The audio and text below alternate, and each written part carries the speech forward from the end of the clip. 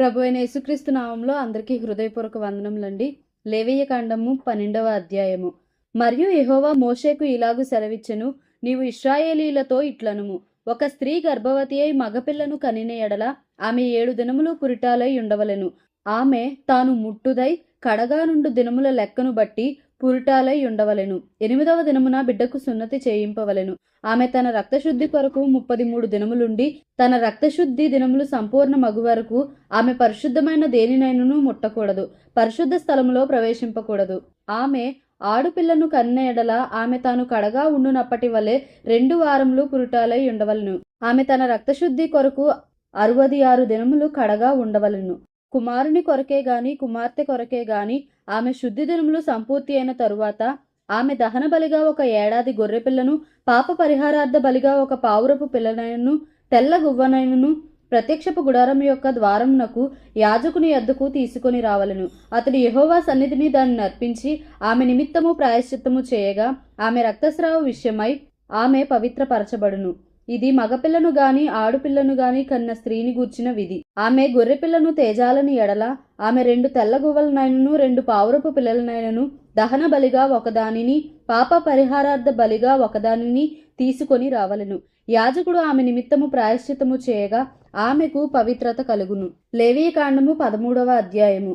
మరియు యెహోవా మోషే అహరోనులకు ఇలాగు సెలవిచ్చెను, ఒకని దేహ చర్మమందు వాపుగాని పక్కుగాని నిగనిగలాడు మచ్చగాని యుండి వాని దేహ చర్మమందు కుష్టుపొడ వంటిది కనబడిన ఎడల యాజకుడైన అహరోను యొద్దకైనను యాజకులైన అతని కుమారులలో ఒకని యొద్దకైనను వాని తీసుకొని రావలెను. ఆ యాజకుడు వాని దేహ చర్మమందున్న ఆ పొడను చూడగా ఆ పొడ యందలి వెండ్రుకలు తెల్లబారిన ఎడలను, ఆ పొడ అతని దేహ చర్మము కంటే పల్లముగా కనబడిన ఎడలను అది కుష్టుపొడ. యాజకుడు వాని చూచి అపవిత్రుడని నిర్ణయింపవలెను. నిగనిగలాడు మచ్చ చర్మముల కంటే పల్లము కాక వాని దేహ చర్మమందు తెల్లగా కనబడిన ఎడలను, దాని వెంట్రుకలు తెల్లబారకున్న ఎడలను ఆ యాజకుడు 7 దినములు ఆ పొడగల వానిని కడగా ఉంచవలెను. 7వ నాడు యాజకుడు వానిని చూడవలెను.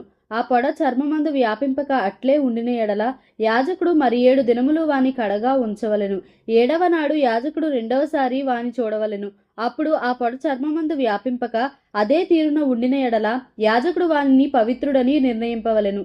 అది పక్కే. వాడు తన బట్టలు ఉదుకుకొని పవిత్రుడగును. అయితే వాడు తన శుద్ధి విషయము యాజకునికి కనబడిన తరువాత ఆ పక్కు చర్మమందు విస్తారముగా వ్యాపించిన ఎడల వాడు 2వసారి యాజకునికి కనబడవలెను. అప్పుడు ఆ పక్కు చర్మమందు వ్యాపించిన ఎడల యాజకుడు వాడు పవిత్రుడని నిర్ణయింపవలెను. కుష్టుపొడ ఒకరికి కలిగిన ఎడల యాజకుని యొద్దకు వానిని తీసుకొని రావలెను.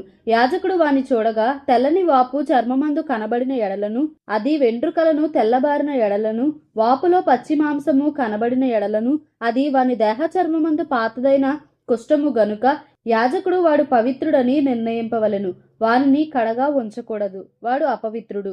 కుష్ఠము చర్మమందు విస్తారముగా పుట్టినప్పుడు యాజకుడు చూచినంత వరకు ఆ పొడగల వాని తల మొదలుకొని పాదముల వరకు కుష్ఠము వాని చర్మమంతయు వ్యాపించి ఉండిన ఎడల యాజకుడు వానిని చూడవలెను. ఆ కుష్ఠము వాని దేహం అంతటా వ్యాపించిన ఎడల ఆ పొడగలవాడు పవిత్రుడని నిర్ణయింపవలెను. వాని ఒళ్ళంతయు తెల్లబారెను, వాడు పవిత్రుడు. అయితే వాని యొంట పచ్చి మాంసము కనబడు దినమున వాడు అపవిత్రుడు. యాజకుడు ఆ పచ్చి మాంసమును చూచి వాడు అపవిత్రుడని నిర్ణయింపవలెను. ఆ పచ్చి మాంసము అపవిత్రమే, అది కుష్ఠము. అయితే ఆ పచ్చి మాంసము ఆరి తెల్లబారిన ఎడల వాడు యాజకుని యొద్దకు రావలెను. యాజకుడు వాని చూడగా ఆ పొడ తెల్లబారిన ఎడల యాజకుడు ఆ పొడ పవిత్రమని నిర్ణయింపవలెను. వాడు పవిత్రుడు. ఒకని దేహ చర్మమందు పుండు పుట్టి మానిన తరువాత ఆ పుండుండిన చోటను తెల్లని వాపైనను తెలుపుతో కూడిన ఎరుపు రంగు గల పొడగాని నిగనిగలాడు తెల్లని పొడగాని పుట్టిన ఎడల యాజకునికి దాని కనుపరచవలెను. యాజకుడు దాన్ని చూచినప్పుడు అతని చూపునకు అది చర్మము కంటే పల్లముగా కనబడిన ఎడలను, దాని వెంట్రుకలు తెల్లబారి ఉండిన ఎడలను యాజకుడు వాడు అపవిత్రుడని నిర్ణయింపవలెను. అది ఆ పుంటి వలన పుట్టిన కుష్టుపొడ. యాజకుడు దాన్ని చూచినప్పుడు దానిలో తెల్లని వెంట్రుకలు లేకపోయిన ఎడలను, అది చర్మము కంటే పల్లము కాక కొంచెము నయముగా కనబడిన ఎడలను యాజకుడు 7 దినములు వానిని ప్రత్యేకముగా ఉంచవలెను. అది చర్మమందు విస్తారముగా వ్యాపించిన ఎడల యాజకుడు వాడు అపవిత్రుడని నిర్ణయింపవలెను. అది కుష్టుపొడ. నిగనిగలాడు పొడ వ్యాపింపక అట్లే ఉండిన ఎడల అది దద్దురు. యాజకుడు వాడు పవిత్రుడని నిర్ణయింపవలెను. దద్దురు కలిగిన దేహ చర్మమందు ఆ వాత ఎర్రగానే గాని తెల్లగానే గాని నిగనిగలాడు తెల్లని మచ్చగానే గాని ఉండిన ఎడల యాజకుడు దాన్ని చూడవలను. నిగనిగలాడు ఆ మచ్చలోని వెంట్రుకలు తెల్లబారిన ఎడలను, అది చర్మము కంటే పల్లముగా కనబడిన ఎడలను, అది ఆ వాత వలన పుట్టిన కుష్టుపొడ.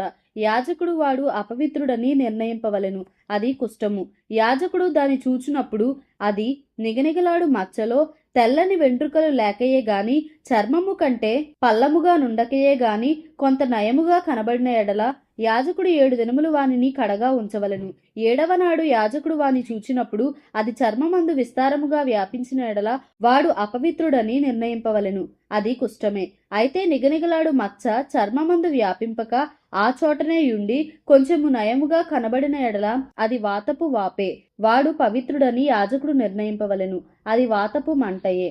పురుషునికైనను స్త్రీకైనను తలయందేమి గడ్డమందేమి పొడ పుట్టిన ఎడల యాజకుడు ఆ పొడను చూడగా అది చర్మము కంటే పల్లముగాను సన్నమైన పసుపు పచ్చ వెంట్రుకలు కలదిగాను కనబడిన ఎడల వాడు అపవిత్రుడని యాజకుడు నిర్ణయింపవలెను. అది బొబ్బ. తల మీదనేమి గడ్డము మీదనేమి పుట్టిన కుష్టము. యాజకుడు ఆ బొబ్బైన పొడను చూచినప్పుడు అది చర్మము కంటే పల్లము కాని ఎడలను, దానిలో నల్ల వెంట్రుకలు లేని ఎడలను యాజకుడు ఆ బొబ్బైన పొడగల వానిని 7 దినములు ప్రత్యేకముగా ఉంచవలెను. 7వ నాడు యాజకుడు ఆ పొడను చూడవలెను. ఆ బొబ్బ వ్యాపింపక యుండిన ఎడలను, దానిలో పసుపు పచ్చ వెంట్రుకలు లేని ఎడలను, చర్మము కంటే పల్లము కాని ఎడలను వాడు క్షౌరము చేసి కొనవలెను గాని ఆ బొబ్బ క్షౌరము చేయకూడదు.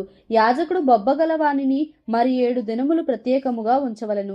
7వ నాడు యాజకుడు ఆ బొబ్బను చూడగా అది చర్మమందు బొబ్బ వ్యాపింపక చర్మము కంటే పల్లము కాక యుండిన ఎడల యాజకుడు వాడు పవిత్రుడని నిర్ణయింపవలెను. వాడు తన బట్టలు ఉదుకుకొని పవిత్రుడగును. వాడు పవిత్రుడని నిర్ణయించిన తరువాత బొబ్బ విస్తారముగా వ్యాపించిన ఎడల యాజకుడు వాని చూడవలెను. అప్పుడు ఆ మాద వ్యాపించి ఉండిన ఎడల యాజకుడు పసుపు పచ్చ వెంట్రుకలను వెదకనక్కరలేదు. వాడు అపవిత్రుడు. అయితే నిలిచిన ఆ మాదలో నల్ల వెంట్రుకలు పుట్టిన ఎడల ఆ మాద బాగుపడెను. వాడు పవిత్రుడు. యాజకుడు వాడు పవిత్రుడని నిర్ణయింపవలెను. మరియు పురుషుని దేహపు చర్మమందేమి స్త్రీ దేహపు చర్మమందేమి నిగనిగలాడు మచ్చలు అనగా నిగనిగలాడు తెల్లని మచ్చలు పుట్టిన ఎడల యాజకుడు వానిని చూడవలెను. వారి దేహ చర్మమందు నిగనిగలాడు మచ్చలు వాడి ఉండిన ఎడల అది చర్మమందు పుట్టిన యొక్క పొక్కు. వాడు పవిత్రుడు. తల వెంట్రుకలు రాలినవాడు బట్టతలవాడు అయినను వాడు పవిత్రుడు. ముఖము వైపున తల వెంట్రుకలు రాలినవాడు బట్ట నొసటివాడు. వాడు పవిత్రుడు. అయినను బట్టతలయందే గాని బట్ట నొసటి అందే గాని ఎర్రగా నుండు తెల్లని పొడ పుట్టిన ఎడల అది వాని బట్టతల ఎందైనను బట్ట నొసటి ఎందైనను పుట్టిన కుష్టము. యాజకుడు వానిని చూడవలెను. కుష్టము దేహ చర్మమందు కనబడినట్లు ఆ పొడ వాపు చూపునకు వాని బట్టతల ఎందైనను వాని బట్ట నొసటి ఎందైనను ఎర్రగా నుండు తెల్లని పొడయైన ఎడల వాడు కుష్ఠరోగి. వాడు అపవిత్రుడు. యాజకుడు వాడు బొత్తిగా అపవిత్రుడని నిర్ణయింపవలెను. వాని కుష్టము వాని తలలోనున్నది. ఆ పొడగల కుష్ఠరోగి వస్త్రములను చింపివేయవలెను. వాడు తల విరియబోసుకొనవలెను. వాడు తన పై పెదవిని కప్పుకొని అపవిత్రుడను అపవిత్రుడను అని బిగ్గరగా పలుకవలెను. ఆ పొడ వానికి కలిగిన దినములన్నీయు వాడు అపవిత్రుడై ఉండును. వాడు అపవిత్రుడు గనుక ప్రత్యేకముగానే నివసింపవలెను. వారి నివాసము పాలెమునకు వెలుపల ఉండవలెను. మరియు కుష్టుపొడ వస్త్రమందు కనబడినప్పుడు అది గొర్రె వెంట్రుకల బట్టయందేమి నారబట్టయందేమి నారతోనే గాని వెంట్రుకలతోనే గాని నేసిన పడుగనందేమి పేకయందేమి తోలునందేమి తోలుతో చేయబడు ఏ యొక్క వస్తువునందేమి పుట్టి ఆ పొడ ఆ బట్టయందేమి ఆ తోలునందేమి ఆ పేక ఎందేమి తోలుతో చేయబడిన వస్తువునందేమి పచ్చదాలుగానే గాని ఎర్రదాలుగానే గాని కనబడిన ఎడల అది కుష్టుపొడ. యాజకునికి దాని కనుపరచవలెను. యాజకుడు ఆ పొడను చూచి పొడగల వాటిని 7 దినములు ప్రత్యేకముగా ఉంచవలెను. 7వ నాడు అతడు ఆ పొడను చూడవలెను. అప్పుడు ఆ వస్త్రమందు అనగా పడుగనందే గాని పేకయందే గాని తోలునందే గాని తోలుతో చేసిన వస్తువునందే గాని ఆ పొడ వ్యాపించిన ఎడల అది కొరుకుడు కుష్టము. అది అపవిత్రము. కావున అతడు ఆ పొడ దేనిలో ఉన్నదో ఆ వస్త్రమును వారతోనేమి వెంట్రుకలతోనేమి చేసిన పడుగును పేకను తోలుతో చేసిన ప్రతి వస్తువును అగ్నితో కాల్చివేయవలెను. అది కొరుకుడు కుష్టము. అగ్నితో దాన్ని కాల్చివేయవలెను. అయితే యాజకుడు చూచినప్పుడు ఆ పొడ ఆ వస్త్రమందు అనగా పడుగునందేమి పేకయందేమి తోలుతో చేసిన మరి దేని అందేమి వ్యాపింపకపోయిన ఎడల యాజకుడు ఆ పొడగల దానిని ఉదుకన ఆజ్ఞాపించి మరి 7 దినములు దానిని విడిగా ఉంచవలెను. ఆ పొడగల దానిని ఉదికిన తరువాత యాజకుడు దానిని చూడవలెను. ఆ పొడ మారకపోయినను వ్యాపింపకపోయినను అది అపవిత్రము. అగ్నితో దానిని కాల్చివేయవలెను. అది లోవైపున గాని పైవైపున గాని పుట్టినను కొరుకుడు కుష్టముగా ఉండును. యాజకుడు దానిని చూచినప్పుడు వస్త్రము ఉదికిన తరువాత ఆ పొడ వాడి ఉండిన ఎడల అది ఆ వస్త్రంలో ఉండినను, తోలులో ఉండినను, పడుగులో ఉండినను, పేకలో ఉండినను యాజకుడు వాటిని చింపివేయవలెను. అటు తరువాత అది ఆ వస్త్రమందే గాని పడుగునందే గాని పేకయందే గాని తోలుతో చేసిన దేనియందే గాని కనబడిన ఎడల అది కొరుకుడు కుష్టము. ఆ పొడ దేనిలోనున్నదో దానిని అగ్నితో కాల్చివేయవలెను. ఏ వస్త్రమునే గాని పడుగునే గాని పేకనే గాని తోలుతో చేసిన దేనినే గాని ఉదికిన తరువాత ఆ పొడ వదిలిన ఎడల 2వ మారు దానిని ఉదుకవలెను. అప్పుడు అది పవిత్రమగును. బొచ్చు బట్టయందే గాని నార బట్టయందే గాని పడుగునందే గాని పేకయందే గాని తోలు వస్తువులయందే గాని ఉండు కుష్టు పొడను గూర్చి అది పవిత్రమని అపవిత్రమని నీవు నిర్ణయింపవలసిన విధి ఇదే. లేవియకాండము 14వ అధ్యాయము. మరియు యెహోవా మోషేకు ఇలాగు సెలవిచ్చెను. కుష్ఠరోగి పవిత్రుడని నిర్ణయించిన దినమున వాని గూర్చిన విధి ఏదనగా యాజకుని యొద్దకు వానిని తీసుకొని రావలెను. యాజకుడు పాలెము వెలుపలికి పోవలెను. యాజకుడు వానిని చూసినప్పుడు కుష్టుపొడ బాగుపడి కుష్ఠరోగిని విడిచిన ఎడల యాజకుడు పవిత్రత పొందగోరువాని కొరకు సజీవమైన 2 పవిత్ర పక్షులను, దేవదారు కర్రను, రక్తవర్ణము గల నూలును, హిస్సోపును తెమ్మని ఆజ్ఞాపింపవలెను. అప్పుడు యాజకుడు పారు నీటిపైని మంటి పాత్రలో ఆ పక్షులలో ఒకదానిని చంపన ఆజ్ఞాపించి సజీవమైన పక్షిని, ఆ దేవదారు కర్రను, రక్తవర్ణము గల నూలును, హిస్సోపును తీసుకొని పారు నీటిపైని చంపిన పక్షి రక్తములో వాటిని సజీవమైన పక్షిని ముంచి కుష్టు విషయంలో పవిత్రత పొందగోరు వాని మీద 7 మార్లు ప్రోక్షించి వాడు పవిత్రుడని నిర్ణయించి సజీవమైన పక్షి ఎగిరిపోవునట్లు దానిని వదిలివేయవలెను. అప్పుడు పవిత్రత పొందగోరువాడు తన బట్టలు ఉదుకుకొని తన రోమమంతటినీ క్షౌరము చేసుకొని నీళ్లతో స్నానము చేసి పవిత్రుడగును. తరువాత వాడు పాలెములోనికి వచ్చి తన గుడారము వెలుపల 7 దినములు నివసింపవలెను. 7వ నాడు తన రోమమంతటిని, తన తలను, తన గడ్డమును, తన కనుబొమ్మలను క్షౌరము చేసుకొనవలెను.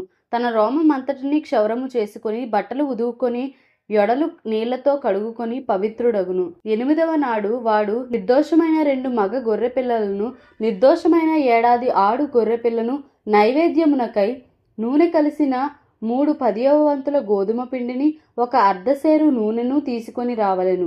పవిత్రపరచు యాజకుడు పవిత్రత పొందగోరు మనుషుని వాటితో ప్రత్యక్షపు గుడారము యొక్క ద్వారమున యెహోవా సన్నిధికి తీసుకొని రావలెను.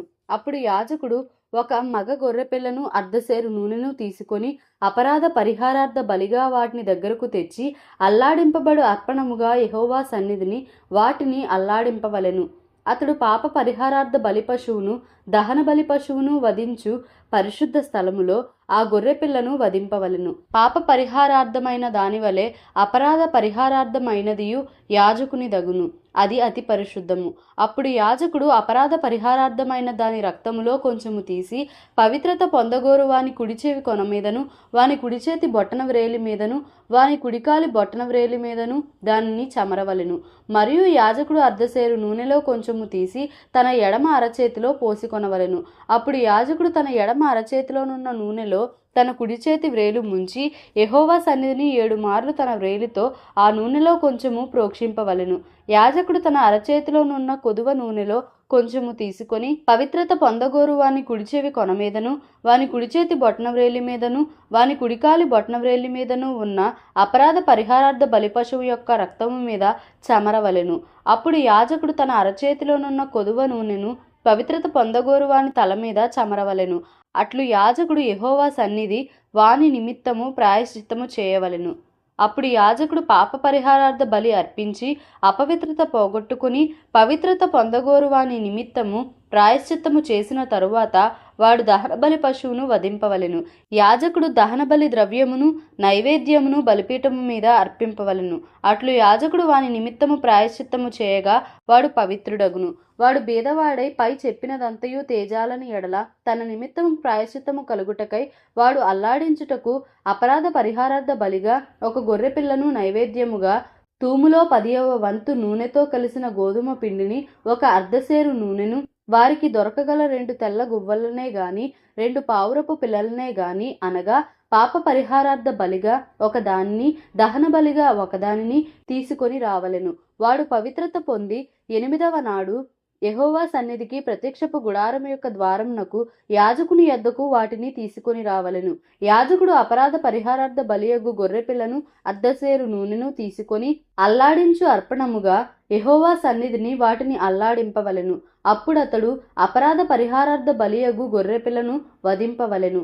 యాజకుడు ఆ అపరాధ పరిహారార్థ బలిపశువు యొక్క రక్తములో కొంచెము తీసుకొని పవిత్రత పొందగోరు వాని కుడిచెవి కొన మీదను, వాని కుడిచేతి బొటనవ్రేలి మీదను, వాని కుడికాలి బొటనవ్రేలి మీదను దానిని చమరవలెను.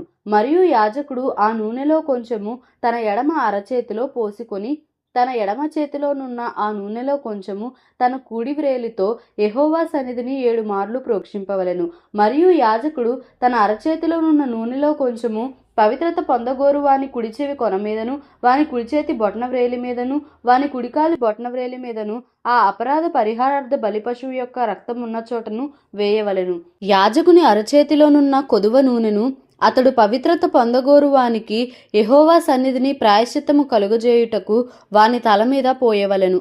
అప్పుడు వానికి దొరకగల ఆ తెల్ల గువ్వల్లోనే గాని పావురపు పిల్లలలోనే గాని ఒకదాన్ని నర్పింపవలెను. తన నైవేద్యము గాక వాటిలో తనకు దొరకగల పాప పరిహారార్థ బలిగా ఒకదానిని, దహన బలిగా ఒకదానిని అర్పింపవలెను. అట్లు యాజకుడు పవిత్రత పొందగోరు వాని నిమిత్తము యెహోవా సన్నిధిని ప్రాయశ్చిత్తము చేయవలెను.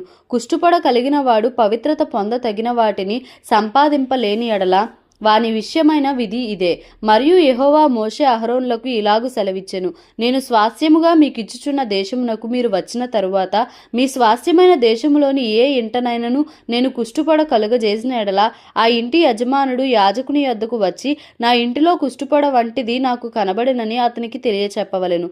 అప్పుడు ఆ ఇంటనున్నది యావత్తును అపవిత్రము కాకుండానట్లు యాజకుడు ఆ కుష్టుపొడను చూచుటకు రాకమునుపు అతడు ఆ ఇల్లు వట్టిదిగా చేయని ఆజ్ఞాపింపవలెను. ఆ తరువాత యాజకుడు ఆ ఇల్లు చూచుటకై లోపలికి వెళ్ళవలెను. అతడు పొడ చూచినప్పుడు ఆ పొడ ఇంటి గోడలయందు పచ్చ దాలుగానైనను ఎర్ర దాలుగానైనను ఉండు పల్లపు చారలు గలదై గోడ కంటే పల్లముగా ఉండిన ఎడల యాజకుడు ఆ ఇంట నుండి ఇంటి వాకిటికి బయలు వెళ్ళి ఆ ఇల్లు 7 దినములు మూసి ఉంచవలెను. 7వ నాడు యాజకుడు తిరిగి వచ్చి దానిని చూడవలెను.